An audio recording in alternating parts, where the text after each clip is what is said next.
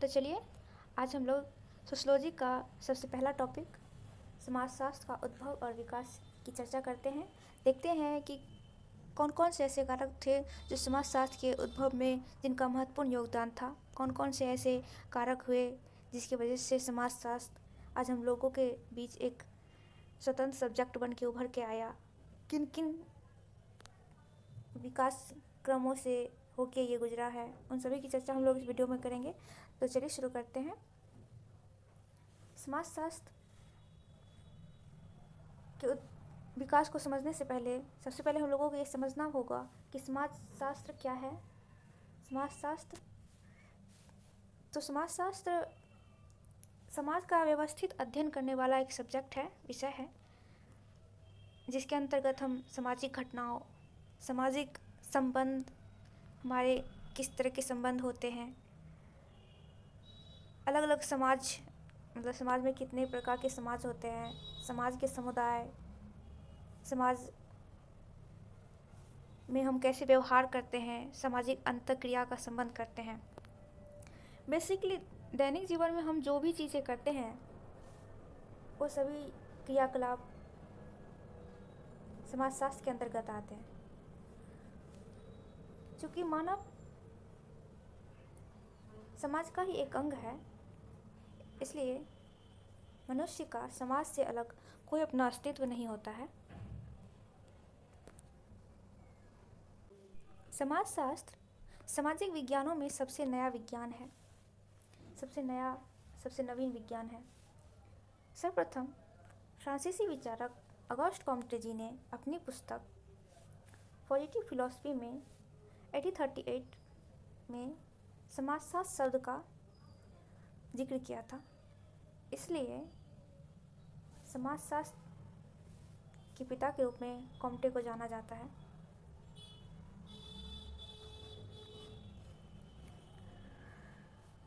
Comte का जन्म 19 जनवरी 1798 को फ्रांस में हुआ था। वो शुरुआत में गणित के एक छात्र थे। कॉम्टे जी फ्रांसीसी विद्वान सेंट साइमन के संपर्क में आने के बाद उनके विचारों में चेंजेस आए, परिवर्तन आए। उनका रुझान, उनका झुकाव सामाजिक समस्याओं की ओर होने लगा। सेंट साइमन फ्रांसीसी क्रांति के प्रत्यक्ष गवाह थे। उन्होंने देखा कि फ्रांसीसी क्रांति ने कैसे पूरे यूरोप के समाज में परिवर्तन लाए, कैसे पूरे यूरोप के समाज को बदल दिया। उन्होंने देखा कि कैसे फ्रांसीसी क्रांति ने वहाँ के ईश्वरीय सत्ता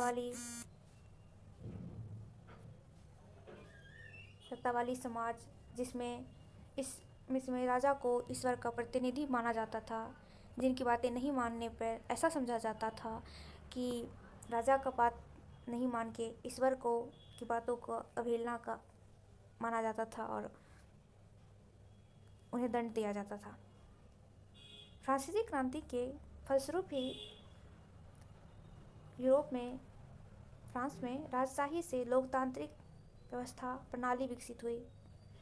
समाज में सबों को स्वतंत्रता, समानता और बंधुत्व जैसी भावनाएं उत्पन्न हुई और विकास हुआ, जिसमें समाज के सभी व्यक्तियों को समानता के आधार पर देखने लगे। इन्हीं वजह से इन्हीं सभी परिवर्तन को देखते हुए सेंट साइमन के मन में ही सबसे पहला ऐसा ख्याल आया था। उन्होंने ही सबसे पहला ऐसा सोचा कि ये जो समाज में इतने सारे बदलाव आए हैं, ये कैसे आए हैं, इन सभी का एक समग्र अध्ययन होना चाहिए। जिस तरह अर्थशास्त्र में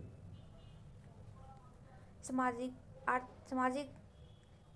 के आर्थिक पहलुओं का अध्ययन होता है, राजनीतिक शास्त्र में राजनीतिक पहलुओं का अध्ययन होता है, उसी प्रकार ये जो समाज में जो दिन प्रतिदिन जो प्रघटनाएं घटती है, जिनसे समाज पे प्रभाव पड़ता है, इनका अध्ययन करने के लिए भी एक सब्जेक्ट होना चाहिए।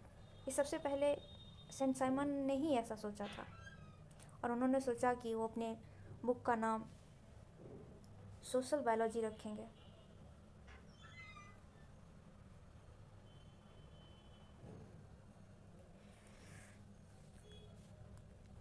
इनके विचारों को ही कॉम्टे ने महसूस किया और उन्हें आगे बढ़ाया।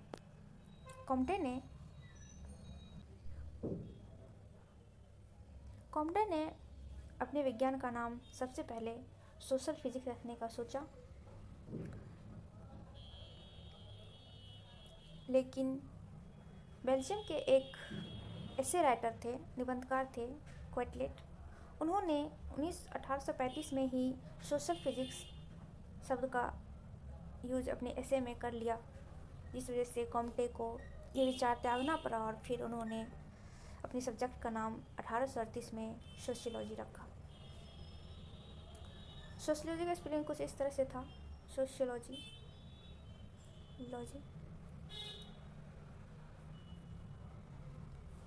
सोशियोलॉजी के संबंध में ब्रिस्टिड महोदय का कहना है, उन्होंने कहा है कि समाजशास्त्र का अतीत काफ़ी पुराना है, परंतु इसका इतिहास बहुत छोटा है। अर्थात उनका कहने का अर्थ है कि समाजशास्त्र आज से नहीं है, बल्कि समाजशास्त्र उसी समय से है जिस समय से ये पृथ्वी बनी है, जिस समय से समाज का उद्भव हुआ, जब से लोग समाज में रहने लगे। समाज का अस्तित्व तभी से है, लेकिन इसका कोई डिफाइन डेट नहीं है कि कब से है समाज। इसलिए वो कहते हैं कि समाजशास्त्र का इतिहास लगभग 100 सालों का है।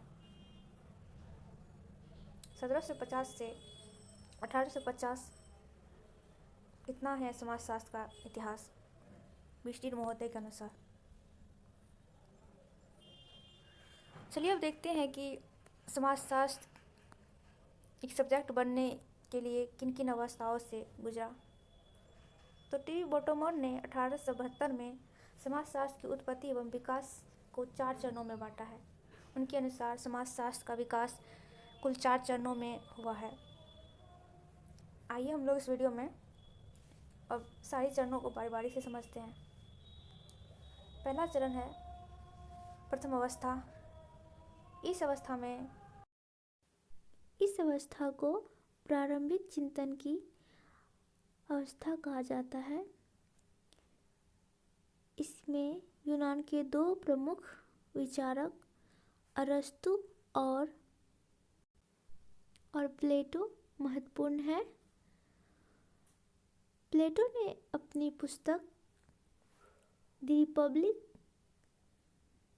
और अरस्तु ने अपनी पुस्तक एथिक्स एंड पॉलिटिक्स में तत्कालीन सामाजिक जीवन के पहलुओं की चर्चा की है, जैसे कि उस समय के सामाजिक जीवन कैसी थी, प्रथाएं कैसी थी, उस समय के रीति रिवाज कैसे थे, उस काल में समाज में स्त्रियों की कैसी स्थिति थी आदि का वर्णन किया है। अन्य विचारक में सेंट ऑगस्टाइन, मनु कौटिल्य आदि के विचार भी इम्पोर्टेंट है, जो आगे चलकर समाजशास्त्र के विकास में महत्वपूर्ण योगदान दिए। द्वितीय चरण, यह 6वीं शताब्दी से 14वीं शताब्दी के मध्य के काल को कहा जाता है। इस अवस्था में लोग सामाजिक घटनाओं और सामाजिक समस्याओं को धर्म के आधार पर छोड़कर तर्क को ऊपर करके तर्क के आधार पर सोचने लगे। यानी यहाँ एक तर्क विकसित हो चुका था, जहाँ पहले लोग दार्शनिक आधार पर हर चीज़ को सोचा करते थे, अब वहाँ तर्क ने जगह ले लिया था। इसके प्रमुख विचारक में थॉमस एक्विनस और दांते प्रमुख हैं। मनुष्य को एक सामाजिक प्राणी माना गया और इस काल में समाज को व्यवस्थित ढंग से चलाने के लिए संस्कार नामक संस्था के गठन पर बल दिया गया। तृतीय अवस्था यह 15वीं शताब्दी से 18वीं शताब्दी के पूर्वार्ध तक के समयकाल को में हुआ। इस अवस्था में समाजशास्त्र के बेस तैयार हो चुके थे। इस अवस्था में जितनी भी घटनाएं घटती थी, जितनी भी सामाजिक समस्याएं थी, अब सभी का अध्ययन वैज्ञानिक विधि से होने लगा था। इस काल के प्रमुख विचारक में हॉब्स, लॉक, रूसो उल्लेखनीय है। इसी काल में रूसो ने समाज की उत्पत्ति से संबंधित सामाजिक समझौता का सिद्धांत कॉन्ट्रैक्ट थ्योरी का प्रतिपादन किया था।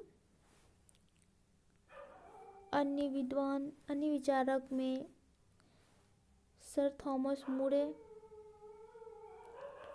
ने अपनी पुस्तक यूटोपिया में समाज के दैनिक जीवन में जो समस्याएं होती थी उन्हें वैज्ञानिक रूप से समझने का प्रयास किया। मॉन्टेस्क्यू ने अपनी पुस्तक द स्पिरिट ऑफ लॉज में Turn right towards Sageponaha Road. चौथी अवस्था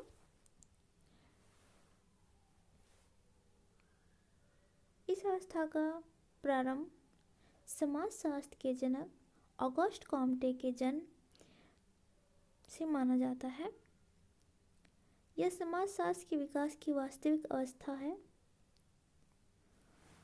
इस अवस्था में समाजशास्त्र के उद्भव को प्रभावित करने वाले दो महत्वपूर्ण घटनाएं घटी। एक थे इंग्लैंड की औद्योगिक क्रांति तथा दूसरा था फ्रांसीसी क्रांति, जो समाजशास्त्र के उद्भव में बहुत इम्पोर्टेंट परिवर्तन है। इन दोनों क्रांतियों के फलस्वरूप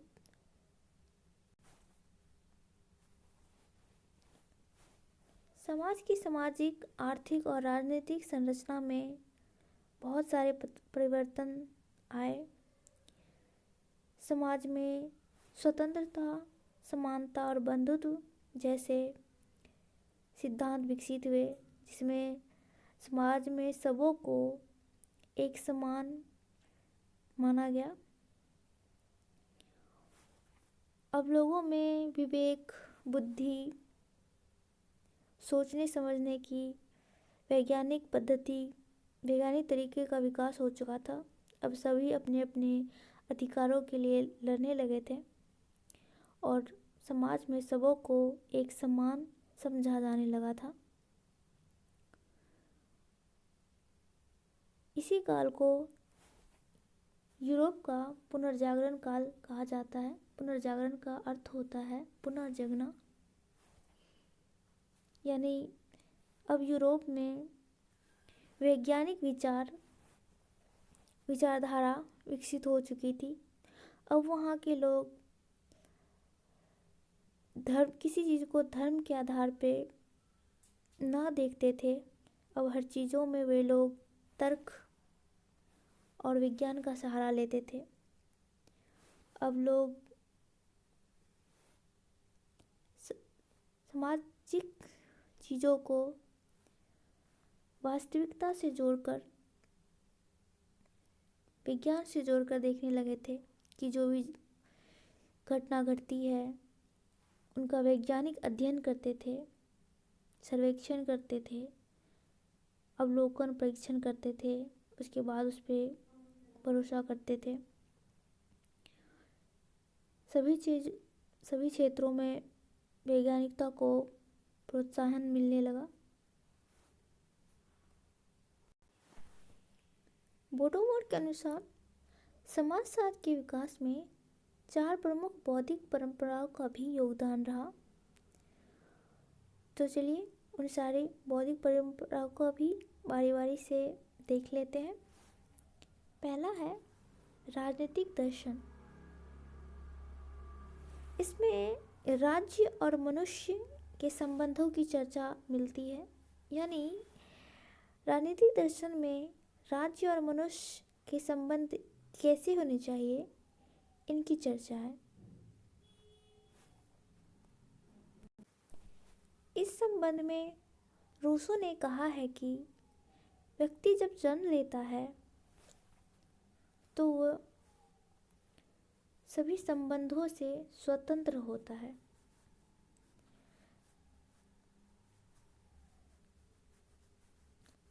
लेकिन जन्म के बाद ही वे गुलाम बन जाता है। यानी जब मनुष्य का जन्म होता है तो कोई संबंध किसी से नहीं होता है, जन्म के बाद ही सारे संबंध होने लगते हैं। उनके अनुसार वे गुलामी है। इसलिए रूसो कहते हैं कि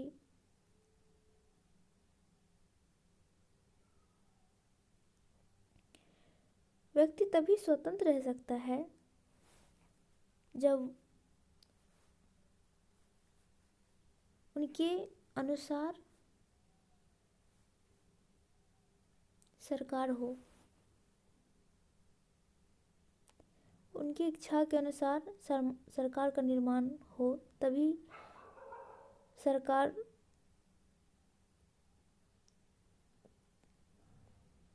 उनकी सर्वोत्तम से क्षमता का उपयोग कर सकेंगे।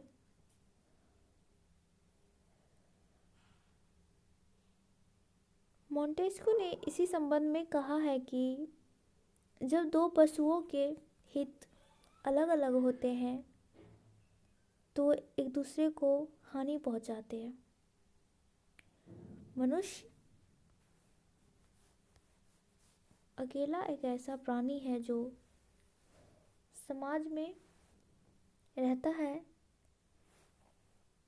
तथा आदान प्रदान के संबंधों में बंधा रहता है। समाज में रहने से तात्पर्य है कि वे एक निश्चित नियमों का पालन करते हैं तथा उनके ऊपर एक सरकार होता है जिन्हें वो मान्यता देते हैं।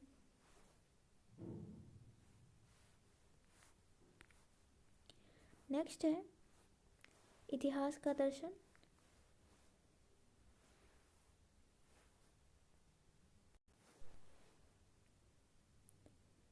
इतिहास के दर्शन की प्रारंभिक विचारधारा ये रहेगी कि समाज बहुत अवस्थाओं से होके गुजरता है। समाज सरल से जटिल की ओर बढ़ता है।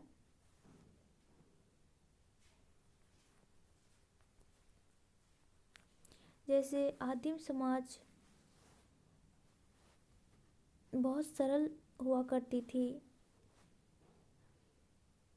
वे लोग बस भोजन चुनते थे, शिकार करते थे और खाना खाते थे। पर जैसे जैसे विकास हुआ, समाज में जटिलता होने लगी, आवश्यकताएं बढ़ी। आवश्यकता को पूरी करने के लिए नए नए चीज़ों का विकास हुआ और इस तरह समाज धीरे धीरे जटिल होने लगा।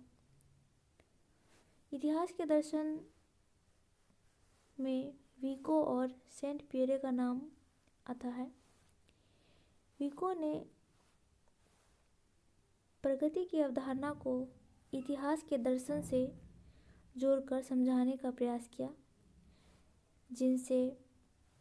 जिनके विचारों से Montesquieu, Voltaire, Herder, Ferguson, Millar, Robertson आदि काफ़ी प्रभावित थे। आगे चलकर इन्हीं विचारों को हीगल, मार्क्स, कॉम्टे जैसे विचारक अपनाए।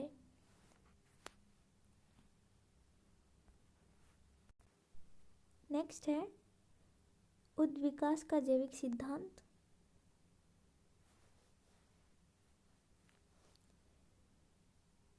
इस अवधारणा के माध्यम से समाजशास्त्र का आरंभिक चिंतन प्रभावित हुआ और उद्विकास के जैविक सिद्धांत के प्रतिपादन का श्रेय चार्ल्स डार्विन को जाता है। चार्ल्स डार्विन के उद्विकास के जैविक सिद्धांत के तर्ज पे हर्बर्ट स्पेंसर ने भी सामाजिक उद्विकास का सिद्धांत का प्रतिपादन किया। उन्होंने कहा कि जैसे जीव का विकास एक कोशिकीय से बहुकोशिकीय के रूप में हुआ है, वैसे ही समाज सरल समाज से जटिल समाज का विकास हुआ है।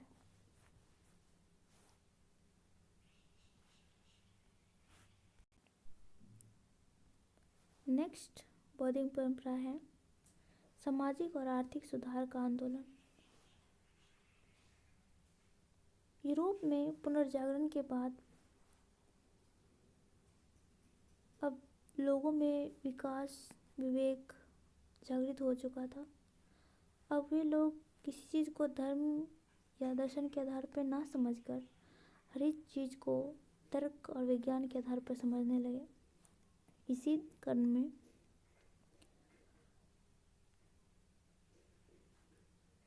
अब समाज में जो भी घटनाएं घटती थी उनका विश्लेषण, सर्वेक्षण, सैंपल, साक्षात्कार और इन सभी का आधार विज्ञान था। और समाज की सामाजिक स्थिति, विभिन्न सामाजिक समस्याओं का समाधान लोग सर्वे के आधार पर करने लगे। समाज में जो भी अलग अलग समस्याएं पनपने लगी और उनका सर्वेक्षण होने लगा, सर्वे स्टार्ट हो गया और सर्वे वस्तुनिष्ठ और विवेकशील तरीके से होना प्रारंभ हो गया था।